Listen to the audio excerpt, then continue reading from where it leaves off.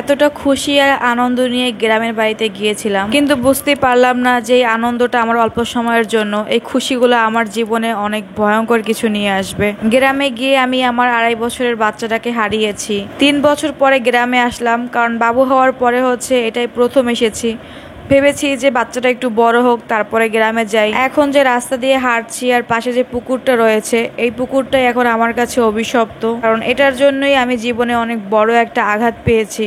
আর এই পুকুরে ডুবি বাচ্চা মারা যায়। পুকুরের সামনে যে বিল্ডিংটা আছে, তো আমরা সবাই কিন্তু এই বাসায় উপস্থিত ছিলাম।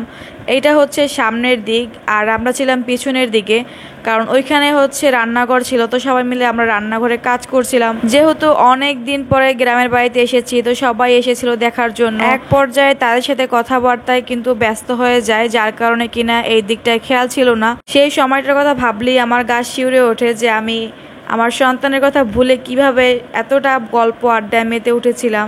আর বাবুকে যেহেতু সবাই প্রথম দেখেছে, তো এই কারণে বাবু সবার কোলে ছিল, কতক্ষণ এর কাছে কতক্ষণ ওর কাছে। তো এভাবেই ছিল যেহেতু, তো তার কারণে আমার চিন্তাটাও কিন্তু কিছুটা কম ছিল, যার কারণে আমি তেমন একটা পেরেশানি হইনি। তো বাবু যে মুহূর্তে এই পুকুরে পড়ে যায়, তার আগের মুহূর্তে ঘটনাগুলো আমি বলছি। যেহেতু আমরা পেছনের দিকে রান্নাঘরে ব্যস্ত ছিলাম, আর বাবু বের হয়েছে সামনের দরজা দিয়ে, আর ও নিজেই নাকি হেঁটে হেঁটে পুকুরের কাছে আসে। সেটা নাকি দূর থেকে কেউ দেখেছিল, ভাবছে যে আমরা হয়তো আশেপাশে কেউ আসি, যার জন্য তারা আর আগাই আসেনি। তো এরপরে কি হয়েছিল এগুলো তো আর কিছুই জানি না। পুকুরে পড়ে যাওয়ার বেশ অনেকটা পরে কিন্তু আমরা বুঝতে পারি যে আমাদের কারো কাছে বাবু নাই। তো সবাই কিন্তু খোঁজাখুঁজি শুরু করি, কিন্তু কোথাও পাইতেছিলাম না। এরপরে যখন যারা আমাদের বাসায় এসেছিল, যে মহিলারা, তো তাদের বাসায় গিয়ে আমরা খোঁজ নেই যে তাদের সাথে গিয়েছে কিনা, কিন্তু তারাও বলল যায়নি। তো এই নিয়ে আর কি অনেক হুলস্থুল, অনেক খোঁজাখুঁজি। এক পর্যায়ে একজন লোক আসে আমাদের বাসায়, তো উনি এসে বলছিল কি জানি পুকুরে ভাসছে।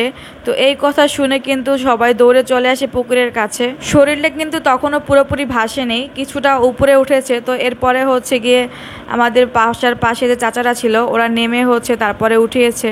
আর এই সমস্ত কিছু হঠাৎ চোখের সামনে দেখে কি হতে পারে একমাত্র মাই বুঝতে পেরেছে। সেই দিন সারাটা দিনই তো বেহুশ, কারণ এগুলো দেখার জন্য তো সেই সময় সেন্স ছিল না। যখন জন্ম নেয় সেই সময় থেকেই ওর যেমন স্বাস্থ্য ছিল, দেখতে যেমন সুন্দর ছিল, 6 মাসের বাচ্চাকে কখনোই মনে হয় না যে এর বয়স 6 মাস। সবসময় দেখেই বলতে মনে হয় 8-9 মাস, 1 বছরের বাচ্চা। 2.5 বছর বয়সে যখন মারা যায়, তখন কিন্তু ওর বয়স 2.5 বছর হলেও ওরে কিন্তু দেখতে একদমই বোঝা যাইতো না।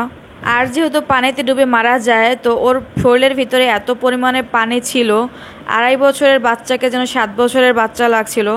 যখন সবাই দেখতে আসে, কেউ যেন বিশ্বাসই করছিল না। বাচ্চা মারা যাওয়ার পর যে যেখান থেকে পারছিল শ্বশুরবাড়ির মানুষ কথা শুনিয়ে যাচ্ছে, কেউ বুঝতেই চাইছিল না যে সেই সময়টা আমি কিভাবে পার করছি। সবাই এমনভাবে দোষারোপ করছিল, মনে হচ্ছিল যে আমি নিজেই মনে হয় নিজের বাচ্চাকে ঠেলে পুকুরে ফেলে দিয়েছিলাম।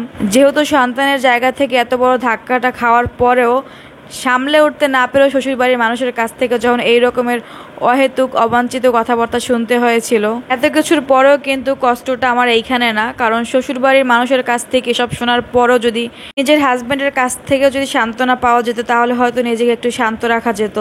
কিন্তু যখন সেই মানুষটাই উল্টো দোষারোপ করছিল, কারণ গ্রামে আসতে সে প্রথমেই বাধা দিয়েছিল, কিন্তু যেহেতু আমার কয়েক বছর ধরে গ্রামে যাওয়া হচ্ছিল না, তো তাই আমি প্রায় কিছুটা জোর করে গ্রামে আসি। আর সেই কারণেই সেই সময়টায় সে রাগগুলো সব আমার উপরে ঝাড়ছিল।